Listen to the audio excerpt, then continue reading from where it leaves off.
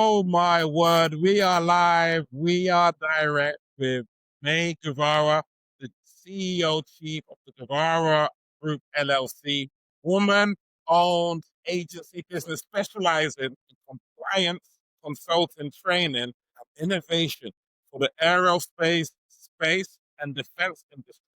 With over 20 years of executive and technical expertise across regulated industry, May has got proven leadership and hands-on experience to help clients navigate the treacherous waters of compliance and certification.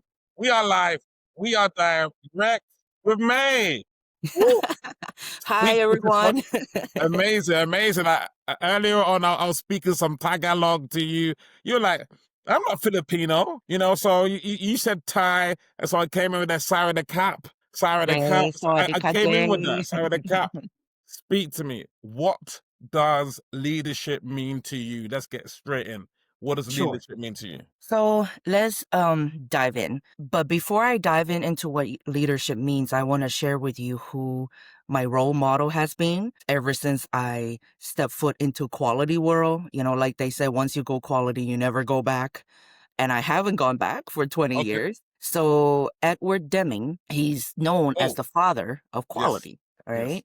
And so if he's a father of quality, I guess I am the mother of quality, or I'm Yes. on my way to be there. One of his quotes said, the role of management is to change the process rather than badgering individuals to do better. And I truly believe in this saying of his because to me, aerospace has taught me that more than a human error, first you need to look at the system you have in place, the tools you have in place, the processes and procedures you have in place to see if those are robust enough. Are they efficient enough? Are they the right tools, the right process, the right procedures to help your team do their best work, right?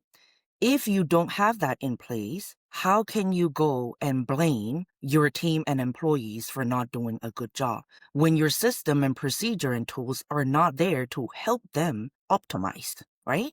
And so productivity will be poor if you have poor system. And another quote that he said is a bad system will beat a good person any day, every day, no matter how brilliant you are. But if you're working with a broken system, it's like putting together a broken glass. How do you do that? It doesn't go back to the sea, right? So I tend to, as a leader, I hire people for systems that are already in place that are good and robust. I don't hire people to fix broken system because then that's a waste. It's not inefficiency, okay?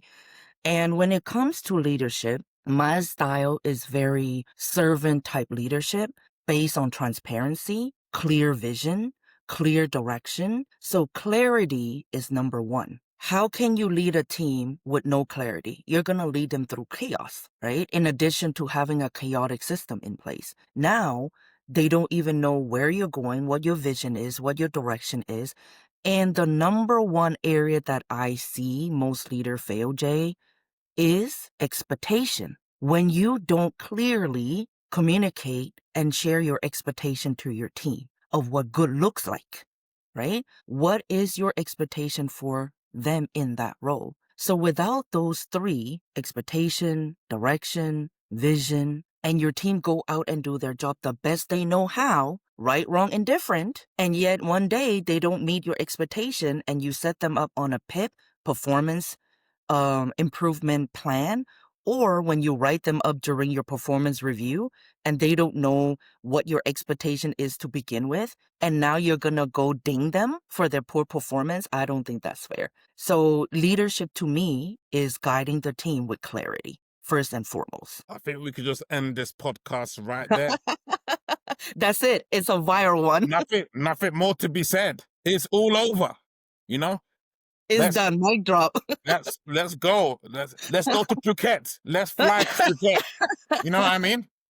Yes. Wow. I'm gonna Wow. go buy an airline ticket now for you and me. Let's go. That's the First best class. answer. That's the best answer. I've done 50 of these podcasts. It's the best answer. Thank you.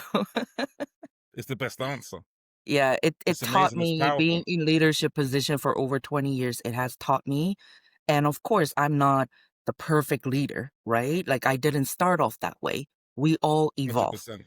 right? And we all have 100%. to learn and find what your true leadership sense is. And every team is different, like they're all different. We're all different people with different talents. So you got to tune into that and utilize their skill sets to optimize in addition to having systems in place. Amazing. What do good systems look like? Is it having standard operating procedures like you've spoken about this? Unpack it. hmm What does it look So, like to have good processes and systems in place? right. So when I talk about system, Jay, I'm not only talking about, let's say, software, right? Or a platform or a portal or like, software tools like SaaS, right? Oracle, SAP. I'm not talking about only those online system that we use, right? I'm talking about a system, even if you have manual processes in place, you can make a system out of it. You can systemize it. And what I mean by system is organization, right? Removing friction from your processes. And what I mean by friction is your bottlenecks. You are as good as your bottleneck, okay? Meaning the capacity of your production is equal to the capacity of your bottleneck. So if your production team is building 10 unit a day, but your test team is only testing 5 unit a day, what do you think is your capacity output? Is it the 10 or is it the 5? It's the 5 from testing team, because that is your bottleneck. So you are as fast as your bottleneck. It's not the 10 output, it's the 5 that you're doing. So when you identify those frictions, then your first question in your LinkedIn outreach to me is scaling, right? How do you scale operation? And how do you optimize operation? And I go back to 3 Ps: process, having robust processes in place, and that includes your system and tools. People, once you have that in place, then you bring the right people in and they optimize their productivity from that. Then, last but not least, power. And power in this case, I meant empowerment. Empower your team to use those processes and tools and system in place and be their best self. Do their best work every day in, day out. So when I'm talking about system in place, those are what I mean. You can systemize a manual process, a manual procedure, as long as you are clear on your direction, on your processes. There is a saying that goes, if you can't explain what you're doing, then you don't know what you're doing, right? And that goes to your procedure process being clear to begin with, and only then scaling happen. So think about this, Jay. Like what I've seen in my 20 years is, where do you think most company cut costs? Which process, which department you think they cut costs from? HR department.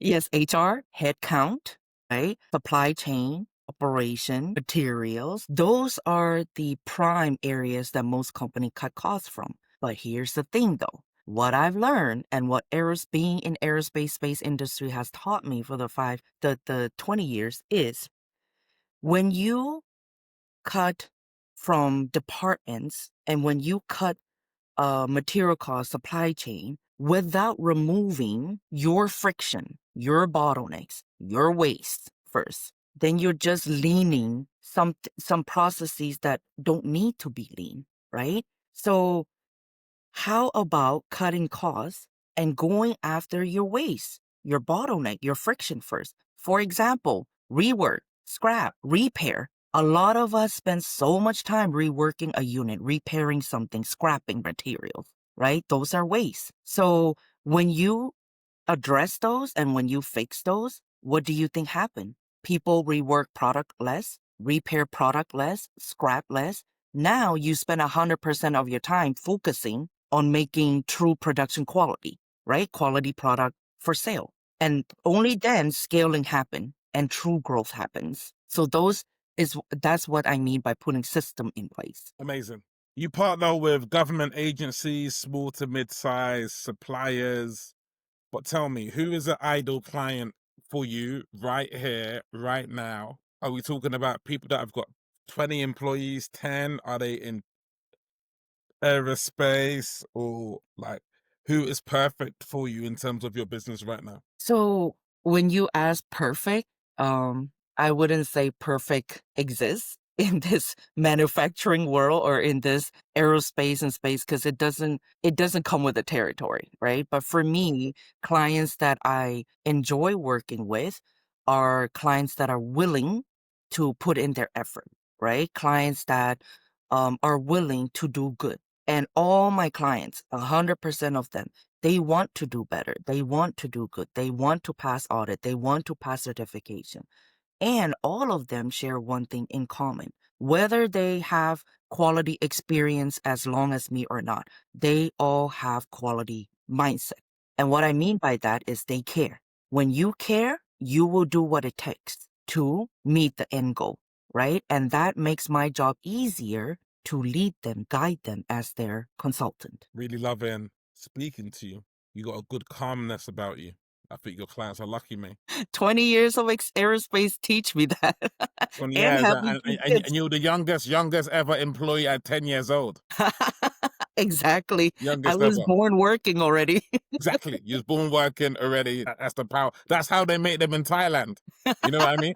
That's Yes. how they make them in Pattaya. Yeah, amazing. Tell me this. Here's my question. How important is sales? Because, I work with a lot of women. 90% of the people I work with are women. And there's that notion of sales, sleazy, sales, we shouldn't do it, shouldn't charge what we're worth. What does sales mean to you? How do you close those 5 and 6 figure containers? Okay. Sales to me is it depends on the person doing the sale. Okay. And what I mean by that is, look, people say that money is evil or guns are evil, right? But to me, those are just objects. They're just items. They're non-living things. But who is behind those objects is us human, right? So it depends on the human who's using that object in what way. Is it in a positive way? Is it in a negative way that makes it bad? So it's not the object that's bad. It's the intention behind it and the mindset behind it, right? Beautiful. So if sale is done right, just like quality, if quality is done right, then your intention is pure and the end result is pure.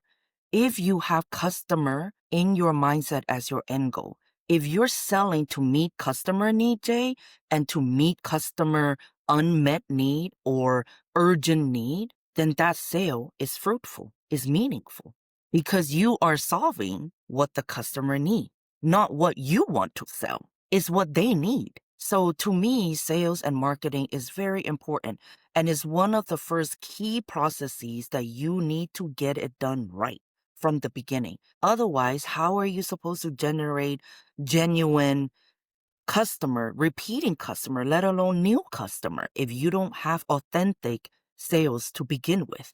You know? So to me, it all depends on who is doing, who is standing behind that sale. It's well said, May. You can see me clicking my fingers. You Snap know, them monies. you are a superstar. You are a superstar, 100%. Love everything. You have a book, right? You have a book. Yeah. Will one day. Look, like in terms of these ideas, like forget Denon. I want May.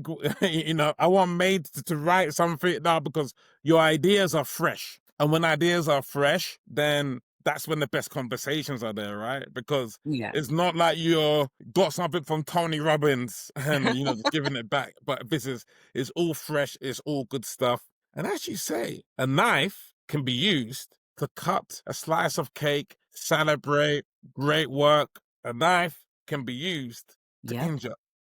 Yes, So exactly. it's the intention behind the tool rather Mm-hmm. than the tool itself, which is splendid. Amazing. Mm-hmm. And the world's changed, you know? There's so many unmet needs. So Yes. we just have to meet those unmet needs with our products and services. So yeah. We're speaking off camera. I know that you are ambitious. I know you're all about growth. What's that big goal for 12 months? My big goal for 12 months, I already have it all laid out for the next 10 years where I see myself going, how much I want to grow, what kind of revenue I want, right, for my team. And when I laid this out for the next 12 months, Jay, I included everybody that I want to take care of. And this is beyond me, right? So as I grow with the company, as the revenue grow, I look at that growth is as how many people can I take care of beyond me, right? Aside from me. And that includes my immediate family, my extended family, my friends, my coworkers, right? Teams that I have brought on and how many charities can I support now and how much? So, because one of my pledge when I start this company is a portion of the income and revenue stream will be donated to various different causes and charities that align with what my client cares about or what is dear to me. So that is how I see my growth and my revenue in that sense. I translate it into how many lives can I support and help and uplift. So with that said, the next 12 months, what I see is us growing into a 5 to 10 or 10 to 15 people team and me